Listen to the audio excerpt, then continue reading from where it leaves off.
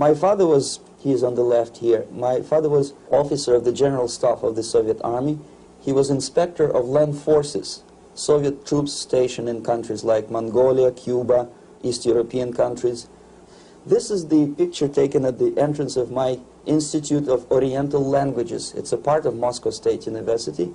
As every Soviet student, I was, quote-unquote, volunteering for harvesting grain in Kazakhstan. By the end of my training in school, I was recruited by the KGB. This picture was taken on that day, and you can see again how happy it feels to be recruited by the KGB. Pay special attention to number of bottles on the table. One of my functions was to keep foreign guests permanently intoxicated the moment they land at Moscow airport.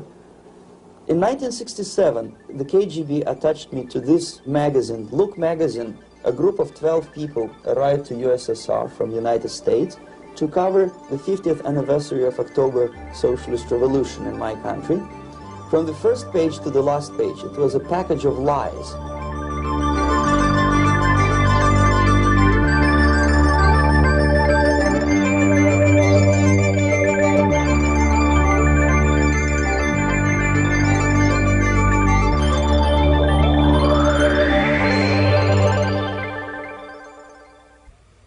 Our conversation is with Mr. Yuri Alexandrovich Bezmenov. Mr. Bezmenov was born in 1939 in a suburb of Moscow. He was the son of a high-ranking Soviet Army officer. He was educated in the elite schools inside the Soviet Union and became an expert in Indian culture and Indian languages.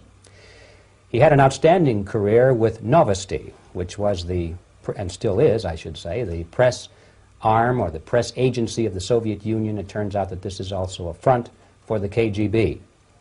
One of his interesting assignments was to brainwash foreign diplomats when they visited Moscow. And he'll tell us a little bit about how they did this and how they planted information which eventually wound up in the press of the free world. He escaped to the West in 1970 after becoming totally disgusted with the Soviet system, and he did this at great risk to his life. He certainly is one of the world's outstanding experts on the subject of Soviet propaganda and disinformation and active measures. Mr. Bezmenov, I'd like to begin by having you tell us a little bit about some of your childhood memories.